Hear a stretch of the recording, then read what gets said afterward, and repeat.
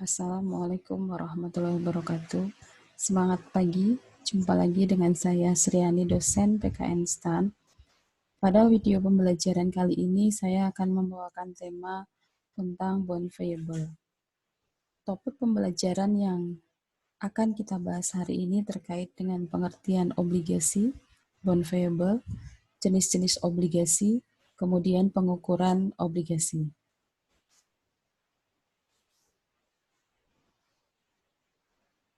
Obligasi merupakan kewajiban perusahaan yang akan jatuh tempo atau akan dilunasi dalam periode lebih dari satu periode akuntansi atau 1 tahun.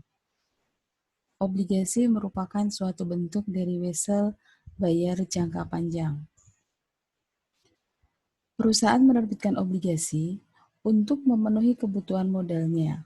Biasanya, obligasi diterbitkan ketika perusahaan membutuhkan modal yang besar. Jenis-jenis obligasi.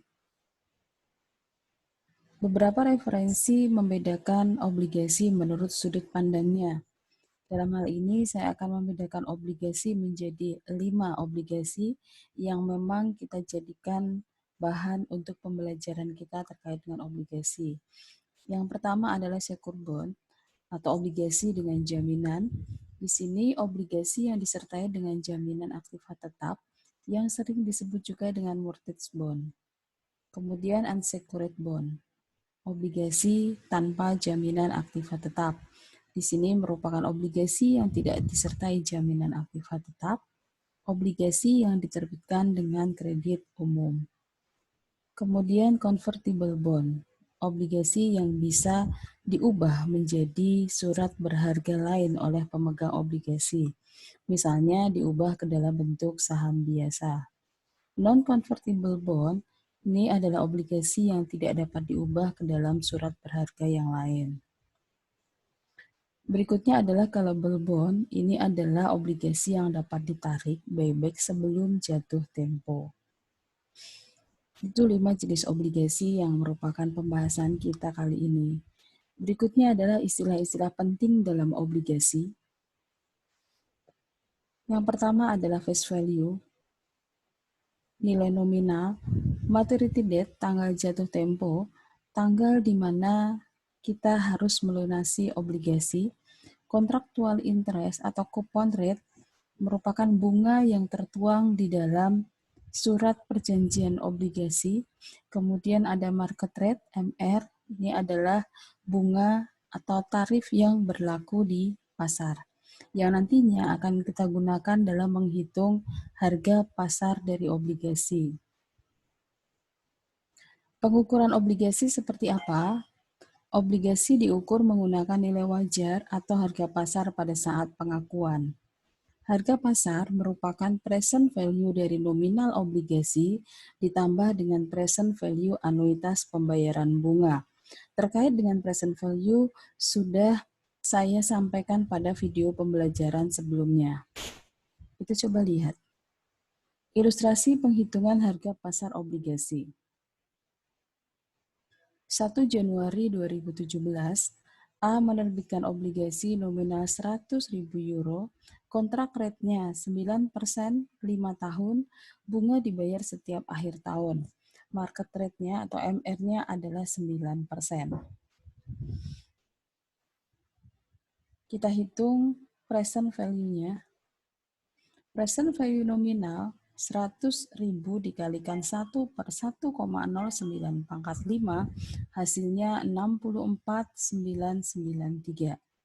Present value annuity bunganya 9% kali 100.000 dikalikan dengan dalam kurung 1 dikurangi 1 per 1,09 pangkat 5 dibagi 0,09. Hasilnya 35007. Sehingga kalau kita jumlahkan present value nominal ditambah dengan present value annuity bunga, ketemunya adalah 100.000. Jadi, pada saat kupon rate 9% dan market rate 9%, obligasi dijual dengan harga 100.000. Sama dengan nilai nominalnya. Kesimpulan yang bisa kita ambil Apabila kupon rate sama dengan market rate, harga pasar obligasi sama dengan nilai nominal. Ilustrasi kedua, saya menggunakan soal yang sama dari ilustrasi pertama, hanya saja market rate-nya saya ganti.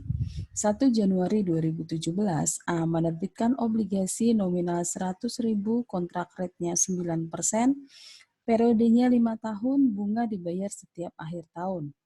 Market rate-nya 10%.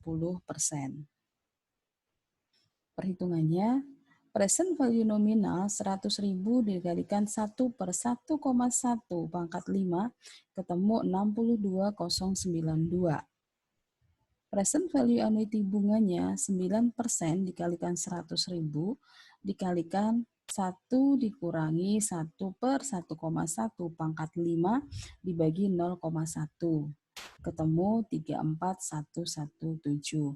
Kalau kita jumlahkan present value nominal dan present value annuity bunga, hasilnya adalah 96.209. Jadi, pada saat kontrak rate-nya, kupon rate-nya 9% dan market rate 10%, obligasi dijual dengan harga 96.209, berarti di bawah nilai nominalnya. Kesimpulannya, apabila CR lebih kecil daripada MR, harga pasar obligasi lebih rendah daripada nominal obligasi. Sehingga nanti kita mengakui adanya diskon dari obligasi ini. Ilustrasi ketiga, masih dengan soal yang sama, tetapi market rate-nya saya ubah kembali. 1 Januari 2017, A menerbitkan obligasi nominal 100.000, kontrak rate-nya 9%, periodenya 5 tahun, bunga dibayar setiap akhir tahun, market rate-nya 8%. Perhitungannya, present value nominal 100.000 dikalikan 1 per 1,08 pangkat 5, hasilnya 68058. Present value annuity bunga 9% dikalikan 100.000 dikalikan 1 minus 1 per 1,08 pangkat 5 dibagi dengan 0,08. Hasilnya adalah 35934. Kalau kita jumlahkan present value nominal dan present value annuity bunga, hasilnya adalah 103.992. Jadi, pada saat CR 9% dan MR 8%, obligasi dijual dengan harga 103.992, lebih dari nilai nominal. Kesimpulannya, apabila CR lebih besar daripada MR, harga pasar obligasi lebih tinggi daripada nilai nominal, yang artinya kita menjual obligasi dengan premi. Seperti itu pembelajaran kita hari ini, dan tentunya kita masih akan ketemu di pencatatan obligasi di kesempatan yang lain. Terima kasih atas perhatiannya. Semangat pagi. Assalamualaikum warahmatullahi wabarakatuh.